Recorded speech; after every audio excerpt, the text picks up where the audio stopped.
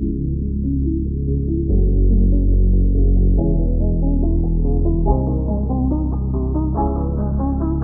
we have a lot of agreement in our rankings.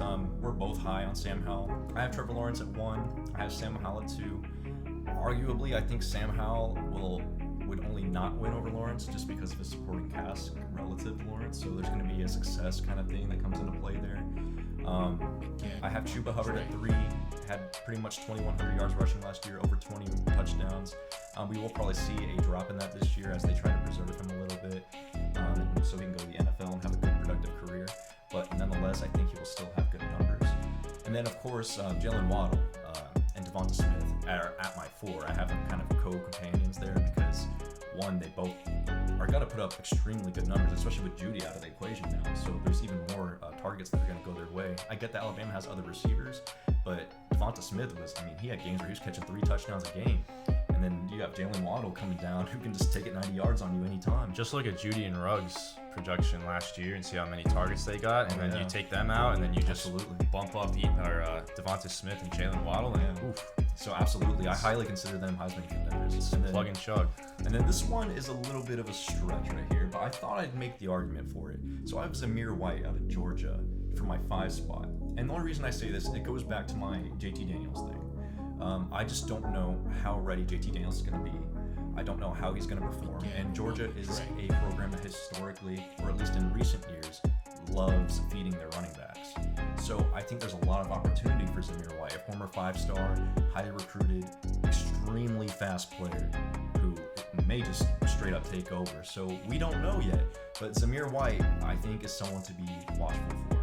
No, I think that's actually a great pick in my opinion. Zamir White for sure. I mean, with Georgia, with their quarterback situation and the running back situation that they have, could be very, very favorable conditions for Zamir White.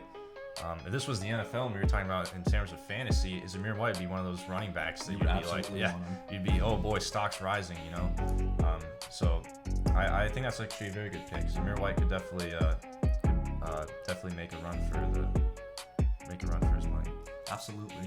And that's just given the current situation. In a regular situation, I would have Justin Fields as my number 1. Just first and foremost, his ratios are incredible. 41 touchdowns, 3 picks, roughly 3,200 yards passing, and he also had almost 500 yards rushing. He's a dual threat. He's incredible accuracy, great team. And I think that they would have tremendous success, which also feeds into that Heisman voting. So I think he would be over the nod for Lawrence. So with that being said, Lawrence would be my 2 in normal circumstances, and Sam Howell at 3 because I have to give love to Mr. Sam Howell, Chuba at 4, and then Devonta Smith and Jalen Waddle at 5, given normal circumstances. So there's not too much of a change in my values here, but I do think that Justin Fields would be the definitive winner if the Big Ten decides to play. So I mean, mine's pretty similar. The top 3 is similar. We disagree on number 4, and then we have the same 5. So my number 1 also is Justin Fields, and I think this also goes hand in hand with, I can't speak for you, but I know for me, that difference is part of the reason why I put Ohio State over Clemson in my rankings. I think if Justin Fields played this year, I think he'd be the favorite to win the Heisman. I mean, just the dual threat factor.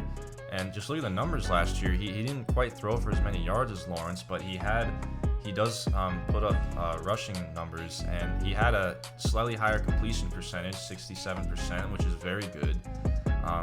I think it was one of the best in college football.